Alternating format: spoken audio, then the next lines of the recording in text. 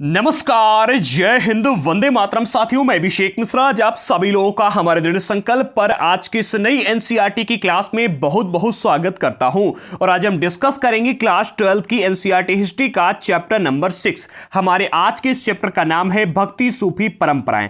And इस chapter में हम डिस्कस कर रहे हैं कि 8वीं से लेकर के 18वीं शताब्दी के बीच में धार्मिक विश्वासों में क्या क्या बदलाव हुए और कौन कौन से ग्रंथों को लिखा गया। देखो, परिवर्तन संसार का नियम है। हर क्षेत्र में हर समय परिवर्तन होता ही रहता है, चाहे वो धर्म हो, आपका संविधान हो, समाज हो, मौसम हो, व्यक्ति हो, हर क्षेत्र में बदलाव होते ही रहते। इसी तरह से 8वीं से लेकर के 18वीं सदी के बीच में जो धर्म के क्षेत्र में बदलाव हुए, चाहे वो सनातन धर्म हो या फिर किसी अन्य धर्म का उदय ही क्यों ना हो, उन सभी के विषय में इस चैप्टर में हम डिस्कस कर रहे हैं। इससे पहले हमने इस चैप्टर के 3 पार्ट लेकर के आ चुके। पार्ट 1 और 2 में इस चैप्टर में जो सनातन धर्म में बदलाव दिए गए थे उनके बारे में डिस्कस किया, जिसको अभी हम रिवाइज कर लें कि हमने क्या क्या पढ़ा। एंड पार्ट 3 में हमने डिस्कस किया था कि किस प्रकार से आपका जो इस्लामिक धर्म है इसका उदय हुआ एंड इसने किस प्रकार से अलग अलग क्षेत्रों में जाकर के अपने साम्राज्य स्थापित किए। एंड आज के इस पार्ट में यानी कि पार्ट 4 में हम डिस्कस करेंगे कि इस्लामिक धर्म के अंदर जो आपका सूफीवाद आता है, सूफी सिलसिले आते हैं, सूफी आंदोलन आते हैं, इनका उदय कैसे हुआ, क्यों हुआ। एंड इसके बाद में जो आपका चिश्ती सिलसिला वगैरह आता है, इसके अंदर क्या क्या देखने को मिलता है। एंड जिन लोगों को नहीं पता है, हम आपको बता दें कि हमारे चैनल पर क्लास 6 से लेकर के 12 तक की एनसीईआरटी का एडवांस कोर्स चल रहा है, जिनके नोट्स भी आपको दिए जा रहे हैं। और हिस्ट्री में अगर हम बेसिकली बात करते हैं तो क्लास 6 से लेकर के 8 तक की एंड उसके बाद में 12 की अभी तक की क्लासेस आपको मिल जाएंगी, आ चुकी हैं, जिसकी प्लेलिस्ट हमने डिस्क्रिप्शन बॉक्स में दे दी है। ठीक है, क्लास 12 की एनसीईआरटी हिस्ट्री में चैप्टर नंबर 1 से लेकर के और ये वाला वीडियो, इसके आगे की वीडियो भी आपको उसी प्लेलिस्ट में देखने को मिल जाएंगे, जिसकी लिंक हमने नीचे डिस्क्रिप्शन बॉक्स में दे दी है। तो जो लोग नए हैं, चैनल को सब्सक्राइब कर लीजिएगा एंड वीडियोस को प्लेलिस्ट के माध्यम से आकर के आप देख सकते हैं। एंड जिन लोगों को एनसीईआरटी के नोट्स लेने हैं, हमारे इस नंबर पर व्हाट्सएप पर मैसेज करके आप हमसे एनसीईआरटी के नोट्स प्राप्त कर सकते हो। ठीक है, और इसके अलावा नोट्स की लिंक भी हमने डिस्क्रिप्शन बॉक्स में दे दी है, जिसके माध्यम से आकर के आप डायरेक्ट नोट्स को परचेस कर सकते हो। अगर व्हाट्सएप पर आपका मैसेज रिसीव नहीं हो रहा है तो आप लिंक के माध्यम से परचेस कर लीजिएगा, अदरवाइज व्हाट्सएप पर मैसेज करके भी आप हमसे नोट्स को प्राप्त कर सकते हो। तो हम सबसे पहले बात कर लेते हैं कि हमने पार्ट 1 में क्या क्या डिस्कस किया। पार्ट 1 में हमने सबसे पहले बात की कि ये जितने भी बदलाव हुए हैं, इन सभी बदलावों की जानकारी हमें कहां से प्राप्त होती है। जैसे कि आपके सामने कोई व्यक्ति आ जाए और ये कहे कि भैया आज से कई सौ साल पहले कैसा व्यक्ति हुआ करता था, आप क्या कहोगे कि भैया हुआ करता था, इसका कोई प्रमाण है कि नहीं है, कैसे आपको पता चला। तो इन 3 बिंदुओं की मदद से हमने समझा कि जितने भी धर्मों में, जितने भी धर्म के अंदर बदलाव हुए, उन बदलावों की जानकारी हमको कैसे प्राप्त होती है। ठीक है, इसके बाद में पार्ट 1 में ही हमने यहां पर डिस्कस किया कि आज के टाइम पर सनातन धर्म के अंदर जितने भी विश्वास और आचरण आपको देखने को मिलती है, जितनी भी मान्यताएं हैं, जैसे कि हम सभी लोग बहुत ही भली बात जानते हैं कि जब हमको मंदिर के अंदर जाना है तो मंदिर जाने के लिए जूता चप्पल हम बाहर उतार के जाते हैं, नहा धोकर के जाते हैं। ठीक है, भगवान की आराधना पूजा पाठ करने के बाद में जब मंदिर से बाहर आते हैं तो भगवान को मुख दिखा करके बाहर आते हैं, भगवान को पीठ दिखा करके बाहर नहीं आया जाता है। इस प्रकार के जो भी आचरण हैं, उन सभी आचरण किस प्रकार से बने, ये हमने यहाँ पर डिस्कस किया। आज की जो आपकी पूजा प्रणाली है, इसका विकास कैसे हुआ, इन 2 प्रक्रियाओं के माध्यम से पूजा प्रणाली का विकास हुआ। इन दोनों ही प्रक्रियाओं को हमने डिस्कस किया पार्ट 1 में। साथ ही साथ हमने लघु और महान परंपरा को भी डिस्कस किया, किसमें, पार्ट 1 में। जिन लोगों ने पार्ट 1 का वीडियो नहीं देखा है, जाकर के देख लीजिएगा। एंड इसके बाद में पार्ट 1 में हमने भी डिस्कस किया। देखो, स्टार्टिंग में अगर आप देखोगे तो आपकी वैदिक परंपरा थी, फिर आपकी आती पौराणिक परंपरा। एंड जब इन वैदिक और पौराणिक परंपराओं का विकास हो रहा था, उसी टाइम पर विकसित होती आपकी तांत्रिक पूजा पद्धति। तो जब इतनी सारी पद्धतियां समाज में थी, तो क्या इन सभी के अंदर अंतर क्या था, वैदिक परंपरा, पौराणिक परंपरा और आपकी तांत्रिक पूजा पद्धति, इन तीनों में फर्क क्या है। एंड इन तीनों के एक समाज में होने पर किस प्रकार से संघर्ष होते थे, इसको भी हमने डिस्कस किया पार्ट 1 में ही। ठीक है, आगे बढ़ते, यहां तक हमने पार्ट 1 में डिस्कस कर लिया था। आपका पार्ट 2 स्टार्ट होता है, उपासना की कविताएं, प्रारंभिक भक्ति परंपरा। इस पार्ट में यानी कि पार्ट 2 में हमने मुख्य रूप से यह देखा कि जब इन सभी परंपराओं का विकास हो रहा था तो कितने प्रकार की भक्ति परंपराएं, जिसमें से आपको 2 देखने को मिलती है, सगुण और निर्गुण भक्ति परंपरा, जिसको हमने डिस्कस किया। इसके अलावा हमने अलवार और नैनार संतों के बारे में भी काफी जानकारियां प्राप्त की। अगर आप अलवार और नैनार संतों के बारे में पढ़ोगे तो आपको पता चलेगा कि इन्होंने तमिलनाडु वाला जो इलाका या फिर हम दक्षिण वाले इलाके में बात करते हैं, इनका यहां पर काफी प्रभाव रहा था और इन्होंने वहां पर काफी अधिक विकास भी किया। अब आप कहो कि भैया संत किस प्रकार से विकास कर सकते हैं, तो संत भक्ति के क्षेत्र में विकास करते हैं, ठीक है। और इससे रिलेटेड अगर आप देखोगे तो राजाओं ने इनको सपोर्ट किया और सपोर्ट करने के बाद में इनके सपोर्ट से मंदिरों का निर्माण करवाया गया।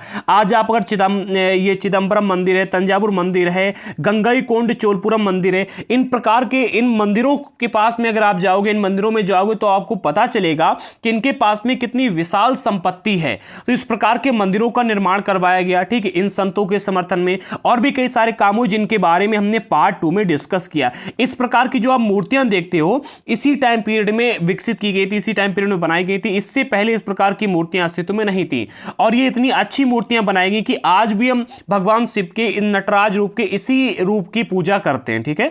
आगे बढ़ती हमने पार्ट 2 में डिस्कस कर लिया था। पार्ट 2 में हमने कर्नाटक की वीर शैव परंपरा को भी डिस्कस किया। इसमें हमने वीर शैव और लिंगायतों के बारे में जानकारी प्राप्त की, जो कि काफी इंपॉर्टेंट है और इस पर प्रश्न कई बार आते रहते हैं। इसके बाद में पार्ट 2 में ही हमने उत्तरी भारत में धार्मिक उफान, इसको भी डिस्कस किया। देखो, अगर उत्तरी भारत की बात की जाए तो यहां पर हमने बेसिकली ये पढ़ा था कि जिस टाइम पर अलवार नैनार संतों का उदय हुआ, जिस टाइम पर आपकी वीर शैव परंपरा चल रही थी, इस समय पर लिंगायतों का काफी प्रभाव देखने को मिल रहा था। ये सभी अगर आप देखोगे तो आपको दक्षिण भारत में देखने को मिलते हैं, चाहे वो कर्नाटक की वीर शैव परंपरा हो या फिर आपके अलवार नैनार संत हो या फिर लिंगायत हो। लेकिन अगर हम बात करते हैं कि इसी टाइम पीरियड में उत्तर भारत में क्या हो रहा था, तो उत्तर भारत में अगर आप देखो तो 3 प्रकार के संत आपको देखने को मिलते हैं जो कि यहां पर उठे थे बट अधिक पॉपुलर नहीं हो पाए, जिनके बारे में आपको पढ़ने को मिलता है। एक आपको मिलते हैं नाथपंथी, दूसरे मिलते हैं आपको सिद्ध और तीसरे मिलते हैं योगी परंपरा के लोग, ठीक है, जिनके बारे में आपको चर्चा देखने को मिलती है, जो हमने पार्ट 2 में यहां पर डिस्कस की, यहां तक के बीच में, ठीक है।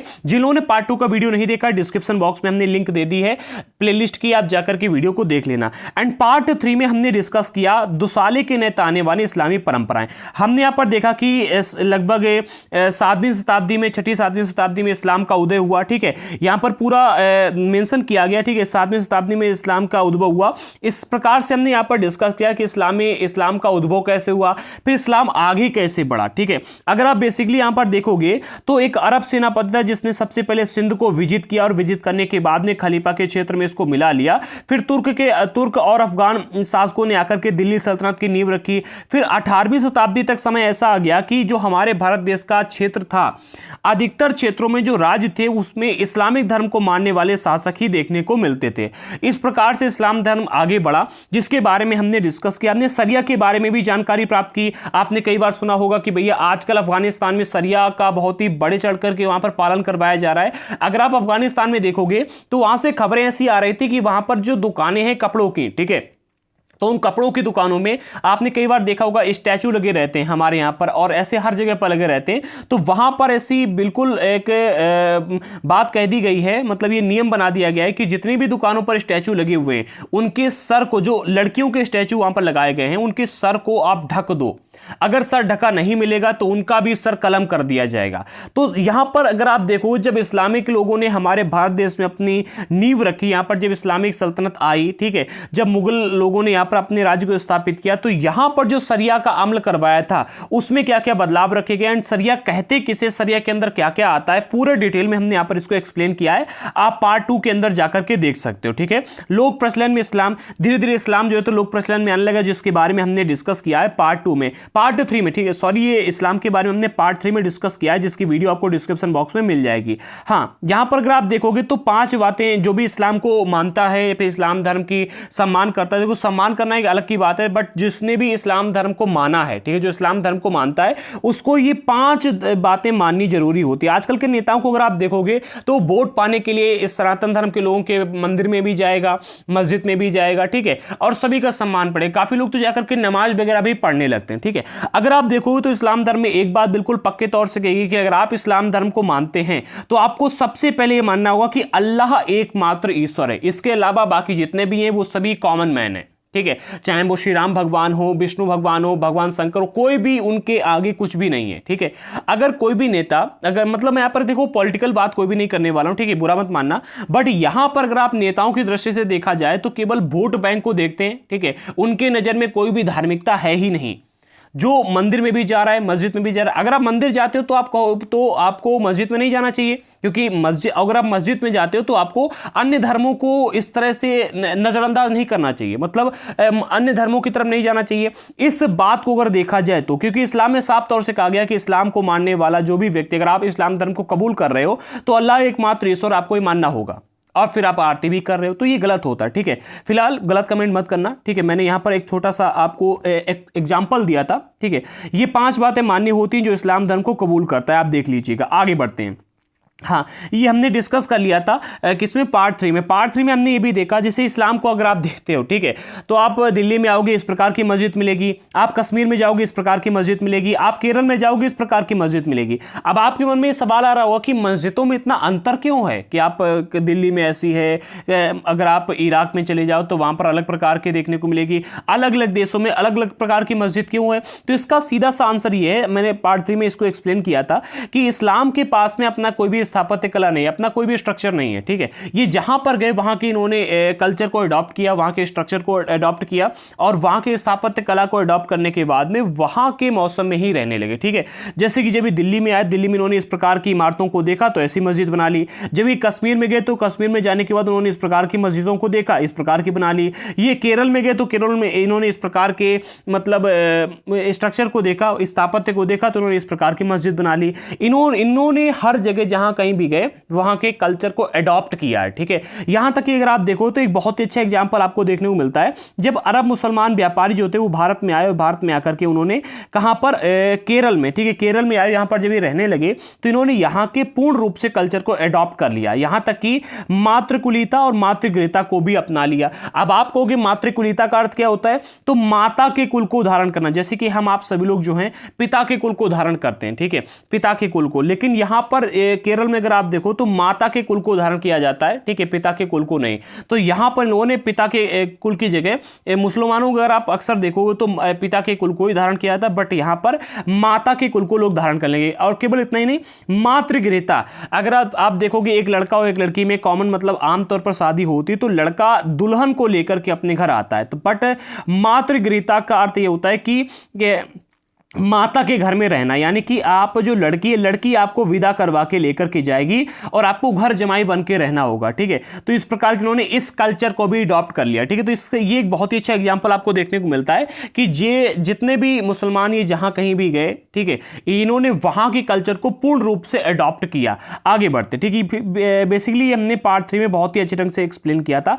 आपका पार्ट 4 स्टार्ट होता है यहां से, सूफी मत का विकास। ठीक है, अच्छा, सूफी मत क्या है, इसका विकास क्यों किया गया, इसकी आवश्यकता क्यों पड़ी, यह भी हम यहां पर डिस्कस करेंगे। देखो, जो लोग यूपीएससी प्रीलिम्स एग्जाम 2023 की तैयारी कर रहे हैं, कमेंट बॉक्स में बता दीजिएगा, क्योंकि उस हिसाब से हम आपके लिए आगे के वीडियोस भी लेकर के आएंगे। एंड आजकल बहुत सारे लोग कह रहे हैं कि मैं यूपीएससी की तैयारी कर रहा हूं, तो उनके लिए वीडियोस स्पेशल लेकर के आए जाएं, तो बता देना कमेंट बॉक्स में कि हाँ, मैं भी यूपीएससी की तैयारी कर रहा हूं।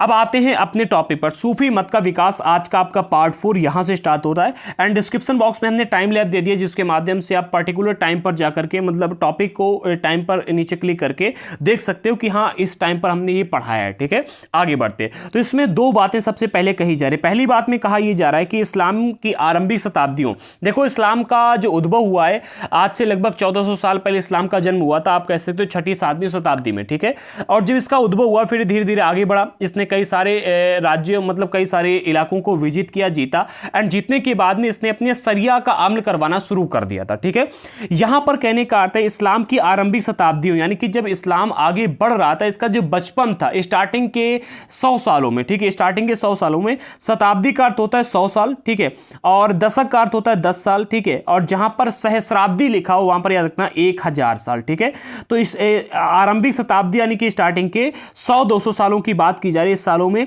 धार्मिक और राजनीतिक संस्था के रूप में खिलाफत की बढ़ती विशेष शक्ति। अब आपके मन में एक सवाल आ रहा होगा कि खिलाफत का अर्थ यहां पर क्या है, कि किसी का विरोध करना? बिल्कुल भी नहीं। देखो यहां पर खिलाफत का अर्थ करना किसी का विरोध नहीं, इसको इंग्लिश में कहते हैं कैलिफेट। क्या कहते हैं? कैलिफेट। ये एक प्रकार का साम्राज्य है, एक प्रकार का अंपायर था, ठीक है, खिलाफत, जिसको नाम दिया गया था खिलाफत। और इसका राजा कौन होता था? इसके राजा का नाम था खलीफा, ठीक है। खलीफा के नियंत्रण में खिलाफत साम्राज्य का विकास हो रहा था, ठीक है। तो क्या कहा जा रहा है, इस्लाम की आरंभिक शताब्दियों में यानी कि स्टार्टिंग के 100-200 सालों में धार्मिक और राजनीतिक संस्था के रूप में जब खिलाफत बढ़ रही थी, यानी खिलाफत साम्राज्य होता, जब इस साम्राज्य का विकास हो रहा था, तो इसकी बढ़ती विशेष शक्ति। अब आप कहोगे कि विशेष शक्ति का अर्थ क्या हुआ? तो विशेष शक्ति का यहां पर अर्थ है मटेरियलिज्म, यानी कि भोग विलास की प्रवृत्ति। जब भोग विलास की प्रवृत्ति काफी बढ़ रही थी तो इसके विरुद्ध में कुछ आध्यात्मिक लोगों का रहस्यवाद और वैराग्य की ओर झुकाव बढ़ा। ऐसे लोग, आध्यात्मिक लोगों का अर्थ ऐसे, आप हमारे भारत देश में देखते हो संत समाज, ठीक है, जो कि आध्यात्मिक होते, जो कि भगवान की पूजा पाठ करते रहते। इसी तरह से इस्लाम धर्म में ऐसे लोग जो कि अल्लाह की इबादत वगैरह ज्यादा करते थे, इबादत में लगे रहते थे, ऐसे लोगों का रहस्यवाद और वैराग्य की ओर झुकाव बढ़ा, ठीक है। उन्होंने क्या किया? इन्हें सूफी कहा जाने लगा। इन्होंने क्या किया इसके बारे में हम यहां पर डिस्कस करते हैं। इनको क्या कहा जाने लगा? इनको सूफी कहा जाने लगा। अब अगर प्रश्न आता है कि सूफी किसे कहते हैं, तो आप इस परिभाषा को लिख सकते हो, ठीक है। इन्हें सूफी कहा जाने लगा। इन लोगों ने क्या किया? इन लोगों ने रूढ़िवादी परिभाषाओं तथा धर्माचार्यों द्वारा की गई कुरान और सुन्ना की बौद्धिक व्याख्या की आलोचना की। यहां पर क्या कहा जा रहा है, जो सूफी लोग थे, इन्होंने क्या किया? जो रूढ़िवादी परिभाषाएं दी जाती, रूढ़िवादी परिभाषा यानी कि ऐसी परिभाषाएं जो कि तकिया पुराण पर आधारित हैं, बुढ़िया पुराण पर, यानी कि बहुत ही पुरानी बातें, कोई मनगढ़ंत कहानी बना ली और उसके आधार पर पूरी परिभाषा देते चले जा रहे हैं, ठीक है। तो रूढ़िवादी परिभाषाएं बहुत पुरानी कोई मतलब परंपरा चली आ रही है, उस परंपरा के आधार पर जो परिभाषाएं दी जा रही थी। इसके अलावा जो धर्माचार्यों द्वारा, यानी कि धर्म के जो आचार्य थे, उनके द्वारा कुरान और सुन्ना की बौद्धिक व्याख्या के यहां पर अर्थ यह है कि लाइन टू लाइन उस चीज को बिल्कुल वैसा ही एक्सप्लेन करना जैसा कि उसमें लिखा गया। अब सपोज हम एक एग्जांपल के माध्यम से आपको समझाते कि आप कोई काम कर रहे हो बैठे बैठे, ठीक है, आप बहुत ही इंपॉर्टेंट काम कर रहे हो, उसमें पूर्ण रूप से लगे हुए हो, और आपके घर से कोई आता है और आपसे कहता है कि भैया क्या कर रहे हो, हमें थोड़ा सा काम है, हमारे साथ चलोगे? आप कहोगे हाँ, हम तो बिल्कुल फ्री में बैठे हैं आपके साथ चलने के लिए। इसका अर्थ ये तो नहीं कि आप बिल्कुल फ्री में बैठे हो, इसका अर्थ ये कि आप बिजी हो, आप नहीं जा सकते, ठीक है, क्योंकि आप बिजी हो, आप थोड़ा सा तेज बोल रहे हो, ठीक है, लेकिन सामने वाला जो तो वो मुस्कुरा के चला जाएगा। अब अगर आपने इसी चीज को लिख दिया तो लाइन टू लाइन इसको अगर आप बताओगे तो थोड़ा सा गलत हो जाएगा। जैसे कि एक एग्जांपल और आपको देते हैं, कभी कभी मुहावरा दे दिया जाता है, गूलर का फूल हो जाना। गूलर का फूल किसने देखा? आज तक किसी ने नहीं देखा, ठीक है। गूलर का फूल हो जाने का अर्थ यह है कि भैया आप कभी दिखाई नहीं देते, ठीक है। आप किसी व्यक्ति से मिले, ठीक है, और आपने उससे कहा कि भैया आप तो गूलर के फूल बन गए, यानी कभी देखने को ही नहीं मिलते। इसका मतलब ये थोड़ा ना कि वो व्यक्ति गूलर का फूल बन गया है, मतलब ये कि वो व्यक्ति कम देखने को मिलता है, ठीक है, जो कभी देखने को नहीं मिलता, अचानक मिल गया। तो यहां पर क्या है, जो धर्माचार्य लोग थे वो कुरान में जो लिखी हुई बातें थी उनको लाइन टू लाइन बिल्कुल बता रहे थे, उनको फॉलो करवाने का काम कर रहे थे।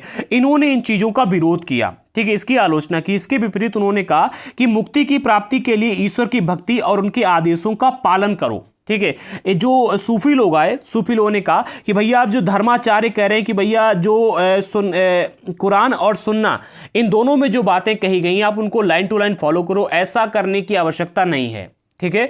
इन्होंने कहा कि भैया आप ईश्वर की भक्ति करो और ईश्वर के आदेशों का पालन करो, ठीक है। इसके अलावा उन्होंने कहा कि भैया आप पैगंबर मोहम्मद के को अनुसरण करने की सीख दी। इन्होंने कहा भैया आपके जो पैगंबर मोहम्मद हैं आप उनका भी अनुसरण करो, ठीक है।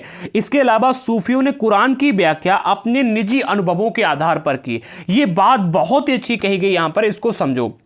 जैसे कि कुरान में आज भी आप देखोगे तो कहा जाता है कि धरती जो है वो गोल नहीं बल्कि चपटी है। एक जैसे आप थाली देखते हो, थाली, इस प्रकार से धरती को बताया गया है कि धरती जो है गोल ना होकर के कुछ इस प्रकार से चपटी है। क्या ऐसी चपटी है धरती? बोलो, नहीं है ना। तो ये बताया गया कुरान में, ठीक है, ये गलत है। तो लेकिन अगर आप आज भी जो है तो अगर आप धर्माचार्य देखो, धर्माचार्यों के द्वारा यही व्याख्या की जाती है, ठीक है। इसके अलावा एक और बहुत ही इंटरेस्टिंग एग्जाम्पल आपको कुरान का देखने को मिलता है। कहते हैं कि अल्लाह ने सूरज को 3 दिन में बनाया, ठीक है। जब सूरज ही नहीं था तो अल्लाह ने दिन को कहां से गिना? भाई अपना जब तक आप निजी अनुभव नहीं लगाओगे तब तक आप कुरान को सही ढंग से समझ नहीं पाओगे। ठीक है, ये बात कही किन्होंने? सूफी लोगों ने। सूफी लोगों ने कहा कि भैया आप कुरान की व्याख्या करो बट अपने निजी अनुभव के आधार पर। ठीक है, आपने हमेशा देखा होगा कि कुरान है चाहे बाइबल है, ठीक है, चाहे कोई और किसी भी धर्म की आप पुस्तक उठा लो, कभी भी उनका सामना विज्ञान से नहीं होता है। विज्ञान से जब भी किसी धर्म की ग्रंथों का सामना होगा तो वो आपको मिलेंगी सनातन धर्म के ग्रंथ। चाहे वेद ले लो, पुराण ले लो, गीता ले लो, हर एक ग्रंथ का सामना विज्ञान से बार बार होता है और ग्रंथ हमेशा जीतता है। ठीक है, सनातन धर्म के ग्रंथ जो है वो हमेशा जीतते हैं, विज्ञान हमेशा हारता है। लेकिन कभी भी आपने सुना है कि कुरान की पुस्तक का सामना विज्ञान से हुआ है?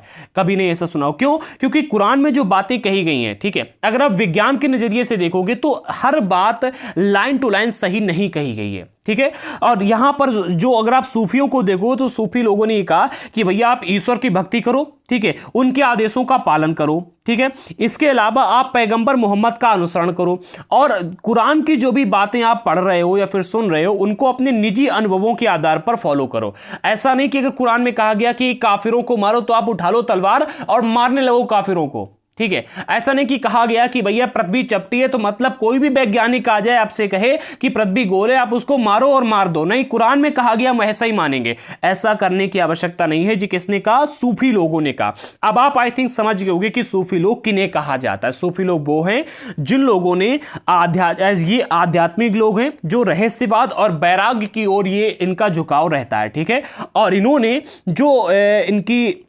मतलब इस्लाम धर्म के अंदर जो बुराइयां जाग रही थी उन बुराइयों को चिन्हित किया और उनके विरोध में आकर के खड़े हो गए। ठीक है, और उन बुराइयों को हटा करके आगे बढ़ने का प्रयास किया। ठीक है, सही मार्ग दिखाने का प्रयास किया।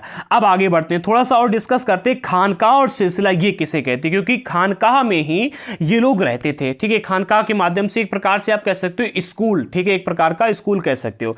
11वीं शताब्दी तक आते आते क्या हुआ? सूफीवाद एक पूर्ण विकसित आंदोलन बन गया था। क्या? एक पूर्ण रूप से विकसित आंदोलन बन गया। क्या? सूफीवाद। ठीक है, जिसे आप देखते हो मतलब हमारे सनातन धर्म में जितने भी हाँ, एक बात बार बार कही जाती है कि इस्लाम धर्म में एकता है। ठीक है, केवल एक ही आपको देखने को मिलेगा, एक ही प्रकार का। ऐसा नहीं, इस्लाम धर्म में भी कई प्रकार के वेरिएंट अलग अलग समय पर सामने है। कहीं पर आपको मतलब शिया देखने को मिलते, कहीं पर सुन्नी देखने को मिलते। यहाँ पर आपने सूफी बात देख लिया। ठीक है, जैसे आप सनातन धर्म में देखते हो एक तरफ आपको देखने को मिलता है वैष्णव परंपरा है, एक तरफ शैव परंपरा है। ठीक है, मानते भगवान को ही है, ठीक है, लेकिन वैष्णव परंपरा वाले लोग भगवान विष्णु की पूजा करते, शैव परंपरा वाले लोग भगवान शंकर की पूजा करते। इसी प्रकार से सूफीवाद, ठीक है, इन्होंने भी अपना एक क्या किया? इन्होंने अपना एक साहित्य बना लिया था। ठीक है, 11वीं शताब्दी तक आते थे जो सूफी लोग थे, इन्होंने अपना एक पूर्ण विकसित आंदोलन खड़ा कर दिया जिसका सूफी और कुरान से जुड़ा हुआ अपना साहित्य भी बन गया था। संस्थागत दृष्टि से सूफी अपने को एक संगठित समुदाय जिसका नाम है खानकाह, इसके इर्द गिर्द स्थापित करते थे। देखो यहां पर कहने का अर्थ ये 11वीं शताब्दी तक आते आते यानी कि लगभग 1000 से लेकर के, ठीक है, 1100 के बीच में, ठीक है, 1100 के बीच में क्या हुआ? इस टाइम पीरियड के आते आते क्या हुआ कि सूफी लोगों ने अपना एक पूरा आंदोलन खड़ा कर दिया और अपना साहित्य बना लिया। ठीक है, अब इन लोगों की जो संस्था थी, जब भाई पूरा आंदोलन है, पूरा का पूरा साहित्य, ये कहीं ना कहीं अपनी संस्था भी रखेंगे, कहीं ना कहीं अपने स्कूल वगैरह भी खोलेंगे। तो इन्होंने क्या किया? संस्थागत दृष्टि से सूफी अपने को एक संगठित समुदाय जिसका नाम है खानकाह, इसके इर्द गिर्द स्थापित करते थे। यानी कि ऐसा समुदाय देखते थे जहां पर काफी सारे लोग रहते हो और वहां पर जाकर के खानकाह की स्थापना करते थे। ठीक है, और खानकाह में क्या होता था? खानकाह का नियंत्रण शेख यानी कि शेख यानी कि कह सकते हो खानकाह का नियंत्रण करने वाला। हाँ, इसे ये एक अरबी भाषा का शब्द है। ठीक है, शेख। ठीक है, शेख के हाथ में रहता था, पीर अथवा मुर्शिद के हाथ में था। शेख, पीर अथवा मुर्शिद के हाथ में होता था। ठीक है, शेख या पीर या फिर मुर्शिद, इन तीन में से किसी एक के हाथ में खानकाह का नियंत्रण रहता था। ठीक है, अब जो खानकाह था, ठीक है, वे अनुयायियों यानी कि मुरीदों, ठीक है, खानकाह के अंदर अनुयायियों की भर्ती की जाती थी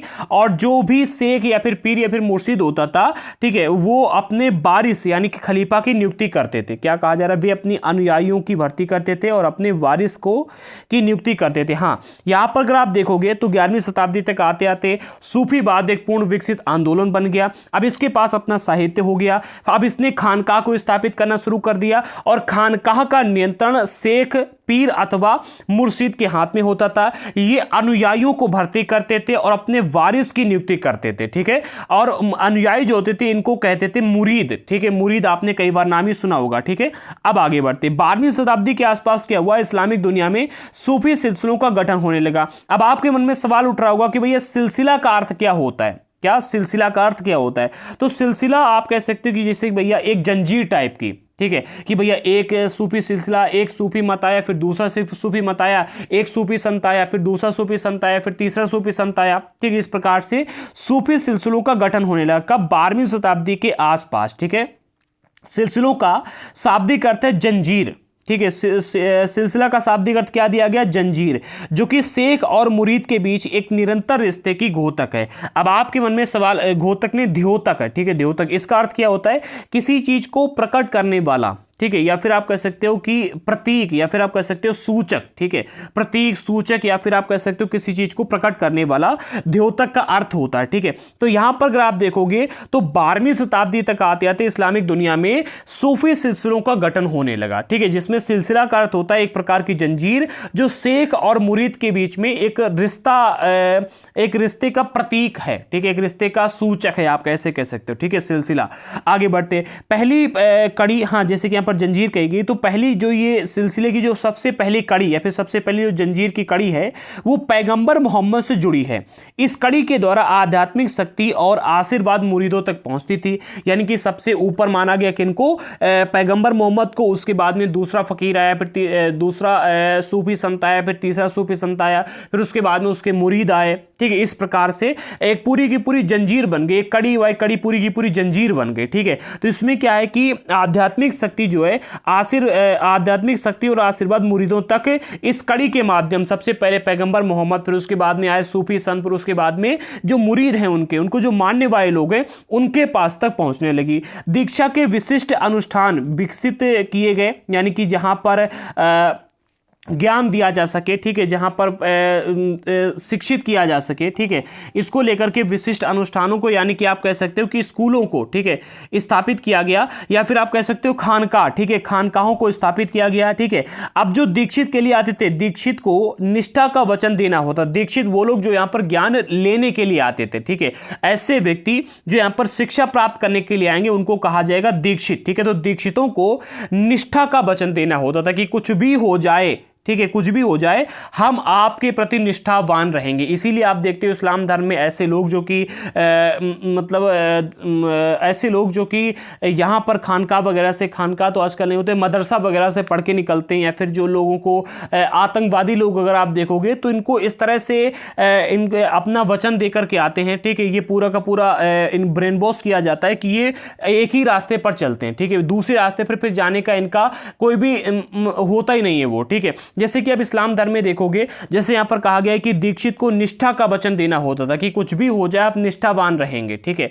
तो ऐसे लोग जो निष्ठा का वचन दे चुके हैं, फिर आप कुछ भी कोशिश कर लो वो बदल नहीं सकते, ठीक है, ना बदलने का वचन दे करके आते हैं, ठीक है। तो ऐसा यहां पर देखने को मिलता है। और सिर मुड़वा करके थेगड़ी लगे वस्त्र धारण करने पड़ते थे, यानी कि यहां पर जो भी लोग शिक्षा प्राप्त करने के लिए आएंगे उनको सबसे पहला नियम यह है कि आपको निष्ठा का वचन देना होगा, दूसरा सिर मुड़वाना होगा, और तीसरा थेगड़ी लगे वस्त्र धारण करने होंगे। यहां पर अगर आप देखोगे तो आपको देखने को मिलता है कि इन्होंने हमारे यहां के कल्चर को एडॉप्ट किया। आप कहोगे कैसे? आप देखोगे उस टाइम पर जो गुरुकुल में पढ़ाई होती थी, वहां पर जब बच्चा पढ़ने के लिए जाता था तो उसका यज्ञोपवीत संस्कार करवाया जाता था, यानी कि उसका जनेऊ करवाया जाता था, ठीक है। इसके बाद में उसका सिर मुंडवाया, पहले सिर मुंडवाया जाता था, फिर यज्ञोपवीत संस्कार करवाया जाता था, ठीक है। फिर उसको एक अलग प्रकार के वस्त्र दिए जाते थे, ठीक है, फिर उसकी शिक्षा पूरी करवाई जाती थी। इसी प्रकार से इन्होंने क्या किया, इन्होंने एक एक्स्ट्रा चीज ले ली, निष्ठा का वचन दिया, फिर सिर मुंडवाया, और फिर उसके बाद में थेगड़ी लगे वस्त्रों को धारण करवाया। इसके बाद में इन्होंने शिक्षा यहां पर देनी इनको प्रारंभ की।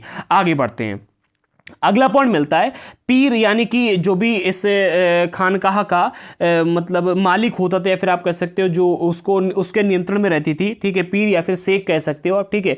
जब भी पीर की मृत्यु हो जाती थी तो उनकी मृत्यु के बाद में उनकी जो दरगाह होती थी, ठीक है, या फिर आप कह सकते हो दरबार, ठीक है, फारसी शब्द दरगाह, इसका अर्थ होता है दरबार, ठीक है, दरबार, जहां पर वो रह करके अपने सभी मुरीदों को या फिर अपने सभी शिष्यों को ज्ञान वगैरह देते थे, जहां पर सभी की बातों को सुना करते थे, ऐसे स्थान, ठीक है, उनकी दरगाह उनके मुरीदों के लिए भक्ति का स्थल बन जाती थी, यानी कि वहां पर उनको मानने वाले जो भी लोग हैं आकर के अपनी भक्ति को प्रकट करते थे। यानी कि आप कह सकते हो जैसे आप देखते हो हम लोग तीर्थ यात्रा के लिए जाते, इसी प्रकार से यहां पर लोग तीर्थ यात्रा के लिए, जहां जैसे कि भाई एक पीर है, ठीक है, वो इस इलाके में रह करके रहता था और यहां पर रह करके शिक्षा दिया करता था, ठीक है। इसको मानने वाले सपोज दैट कि 1 करोड़ लोग हो गए, ठीक है।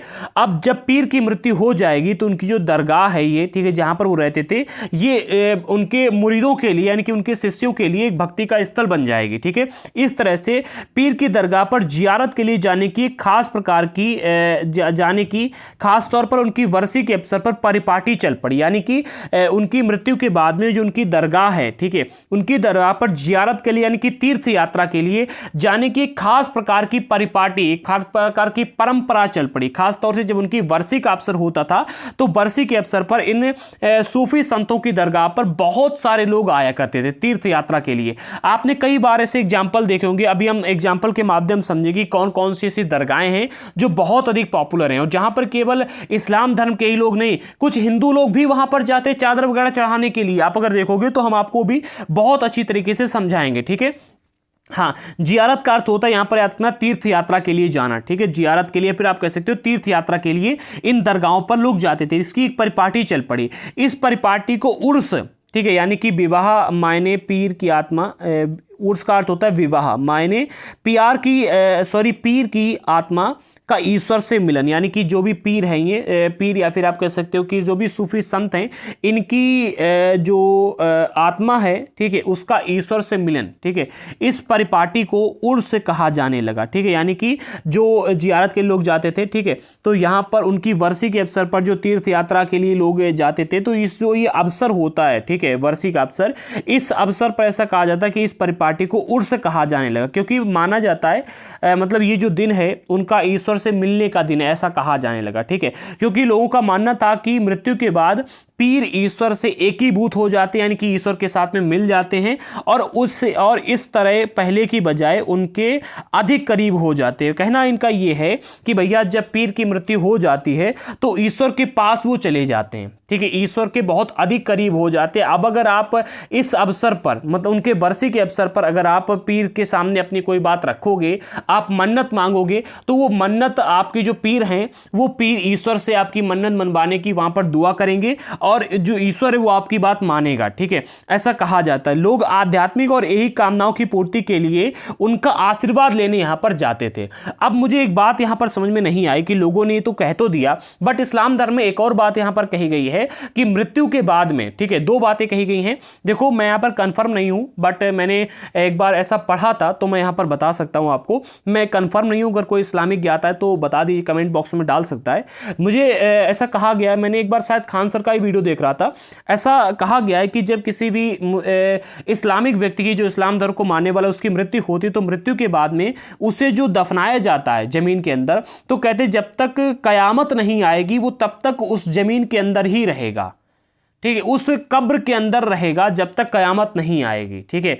कब्र के अंदर पूरा एक कमरा टाइप का बनाया जाता है, कमरा तो नहीं कह सकते, मतलब एक प्रकार का पूरा बहुत अच्छे रंग से बनाया जाता है, उसके अंदर इसे दफनाया जाता है। कहते ये हैं कि जब तक कयामत नहीं आएगी तब तक वो वहीं पर रहेगा और जब कयामत आएगी तब अल्लाह आएगा उसी कब्र के अंदर और उनके जो भी अच्छे बुरे कर्म हैं उनका निवारण करेगा, ठीक है, ऐसा कहा जाता है। अब अगर आप इस चीज को देखोगे तो यहां पर ये दोनों चीजें मैच नहीं करती, क्योंकि यहां पर कहा जाता है कि लोगों का है कि भैया जब पीर की मृत्यु हो जाती है, ठीक है, तो मृत्यु के बाद में उसकी आत्मा का ईश्वर से मिलन हो जाता है। एक तरफ आप ये कह रहे हो, एक तरफ आप कह रहे हो कि जब किसी भी इस्लामिक व्यक्ति की मृत्यु होगी तो वो तब तक कब्र के अंदर रहेगा जब तक कि कयामत नहीं आएगी, और कयामत तो आई नहीं है, फिर उसकी आत्मा ईश्वर से कैसे मिल गई।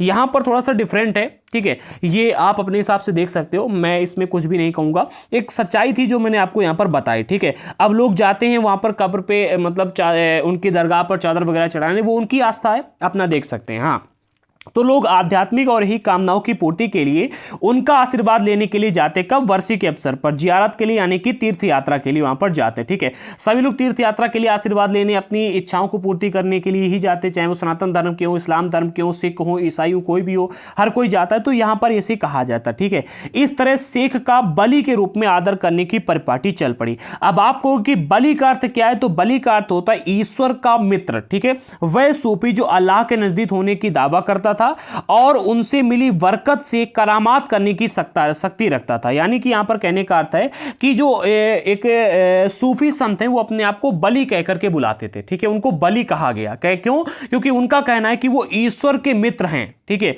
ईश्वर के मित्र, बलि अर्थात ईश्वर का मित्र। वह सूफी जो अल्लाह के नजदीक होने का दावा करता था, यानी कि जब तक उसकी मृत्यु नहीं हुई थी वो ये कहता था कि भैया हम इस अल्लाह के सबसे नजदीक हैं, क्योंकि हम अल्लाह की आराधना बहुत अधिक करते हैं, इसलिए हम अल्लाह के नजदीक हैं और अल्लाह हमको बरकत देता है जिससे हम करामात करते। करामात यानी कि बड़े बड़े काम करते। करामात यानी कि आप इसको गूगल पर डालें ना, आपको इसका अर्थ मिल जाए। करामात यानी कि जादू वगैरह, आप ऐसे कह सकते हो। ठीक है, अच्छा काम, जैसे कि आपका कोई काम नहीं बन रहा है, ठीक है, तो हम आपके लिए ईश्वर से क्या करेंगे? प्रार्थना करेंगे और आपका काम हो जाएगा। हमने करामात करके दिखा दिया। ठीक है, इस प्रकार का यहां पर ये देखने को मिलता है। ठीक है, तो ये कहा गया है।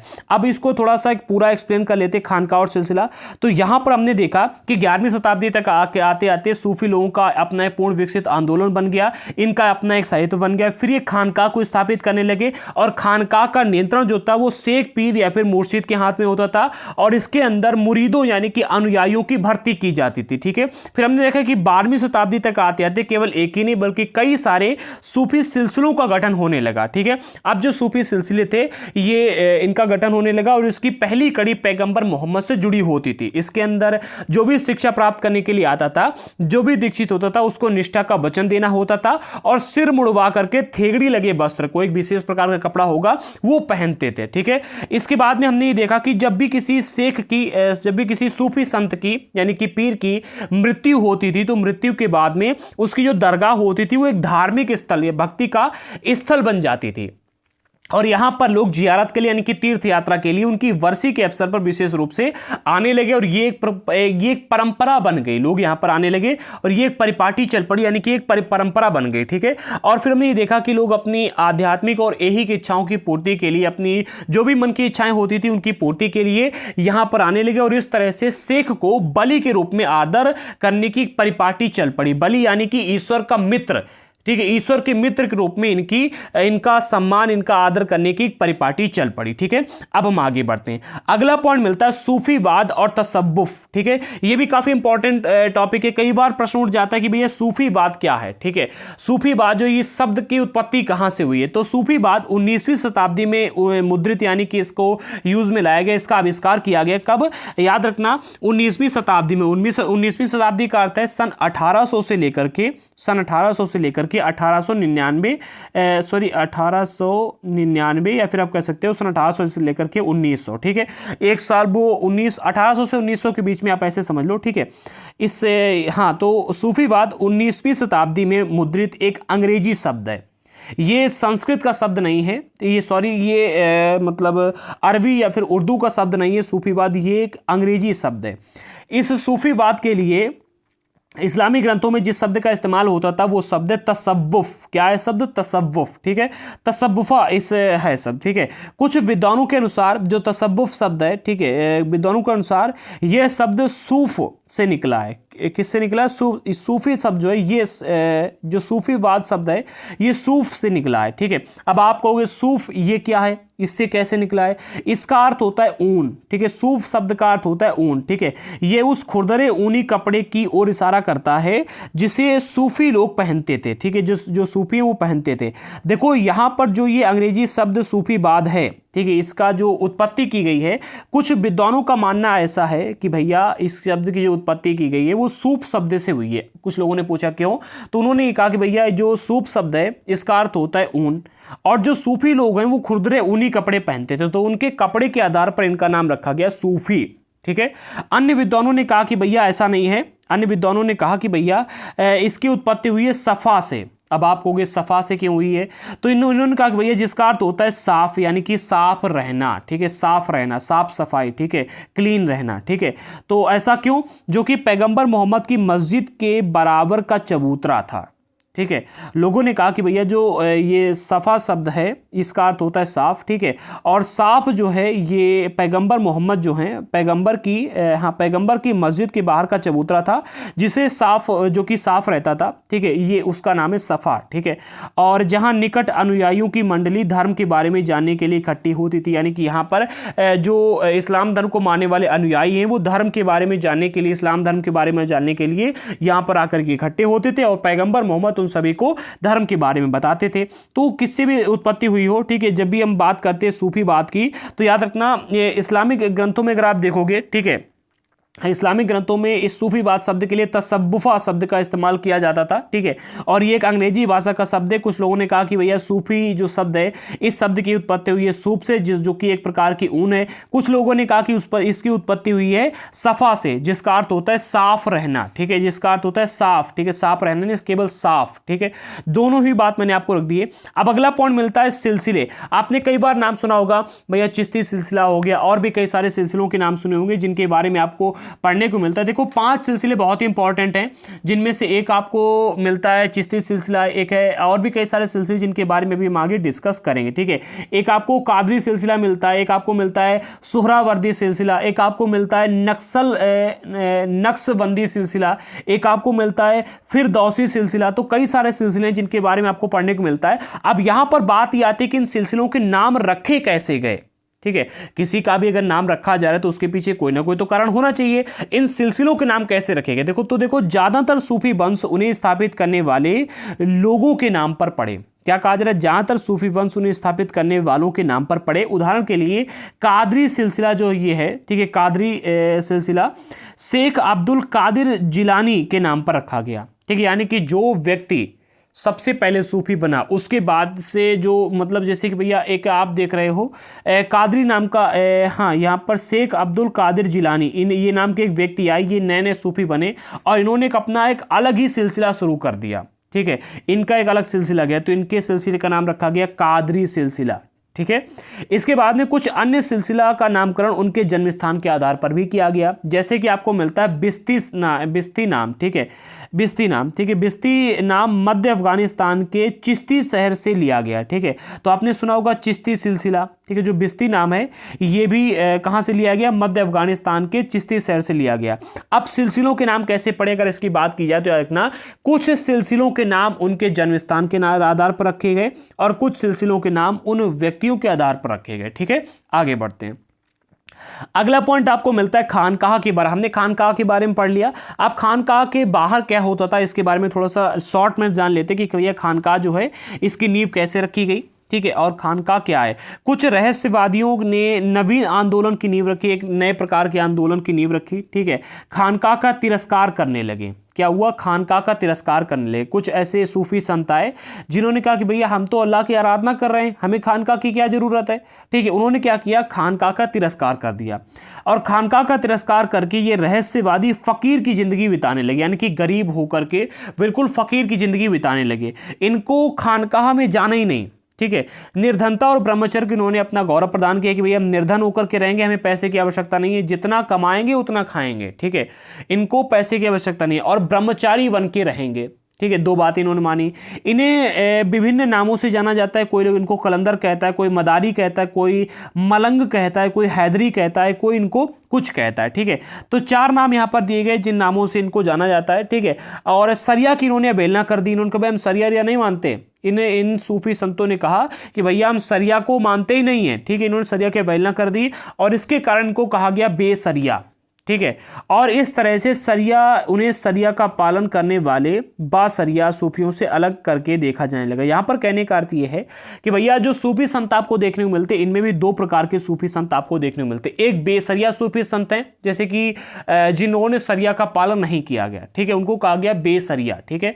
और एक बासरिया हैं ठीक है, बासरिया जिन्होंने सरिया का पालन किया। ठीक है, यहाँ पर जो बेसरिया सूफी संत हैं, ठीक है, इन्होंने क्या किया, खानका का तिरस्कार कर दिया, ब्रह्मचर्य और निर्धनता इसको गौरव प्रदान किया कि भाई हम ब्रह्मचारी बन के रहेंगे और निर्धन बन के रहेंगे, हमें अधिक धन जमा करने की आवश्यकता है ही नहीं, इन्होंने ऐसा कह दिया। ठीक है, इनको विभिन्न नामों से जाना गया, जैसे कि कलंदर हो गया, मदारी है, मलंग है और हैदरी है। ठीक है, और एक प्रकार के सूफी संत मिलते हैं बासरिया। बासरिया वाले जो सूफी संत हैं, इन्होंने निर्धनता और ब्रह्मचर्य इसको गौरव प्रदान किया, इसका कोई भी साक्ष्य नहीं मिलता है। ठीक है, ऐसा नहीं बताया गया। आई थिंक इन्होंने ब्रह्मचर्य और निर्धनता इसका पालन नहीं किया होगा। ठीक है, और खानकाह में तो ये रहते ही थे और खानकाह का इन्होंने ही निर्माण करवाया। ठीक है, जिसके बारे में आपने पढ़ा। ठीक है, मैंने अभी ऊपर आपको पढ़ाया। तो दो प्रकार के सूफी संत भी आपको देखने को मिलते हैं। अब हम बात कर लेते हैं उपमहाद्वीप में चिश्ती सिलसिला की।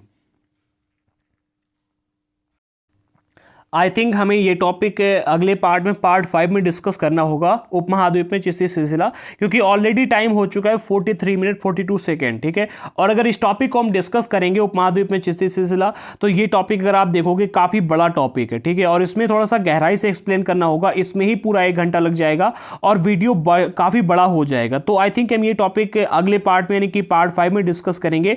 इसके बाद में सूफी और राज्य, ये भी हम डिस्कस करेंगे पार्ट 5 में ही, और यहाँ तक हम पार्ट 5 में डिस्कस करेंगे। ठीक है, पार्ट 5 में डिस्कस करेंगे हम सूफी और राज्य, इसके अलावा अमीर खुसरो का कौल, और भाषा और संपर्क की, कौन सी भाषा का इस्तेमाल करते थे, किस प्रकार से संपर्क वगैरह रखते थे। ठीक है, किनके साथ में संपर्क थे, दातागंज वक्स की कहानी, ये भी काफ़ी इंपॉर्टेंट है, इस पर प्रश्न आ जाते हैं, इसको डिस्कस करेंगे। एंड चिश्ती उपमहाद्वीप, चिश्ती उपासना, जियारत और कव्वाली, ये काफ़ी बड़ा टॉपिक है एंड इंपॉर्टेंट भी है, जो कि इससे कई बार प्रश्न आते रहते हैं। ठीक है, तो ये भी हम डिस्कस करेंगे पार्ट 5 में। और जो भी प्रमुख चिश्ती उपदेशक हुए, इनके बारे में पार्ट 5 में डिस्कस करेंगे।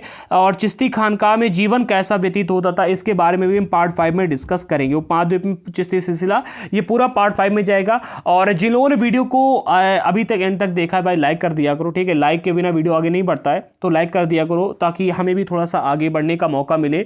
और अगर आप लाइक नहीं करोगे तो हम आगे नहीं बढ़ पाएंगे। प्लीज़ आप सभी लोगों से रिक्वेस्ट रहती है कि लाइक कर दिया करें।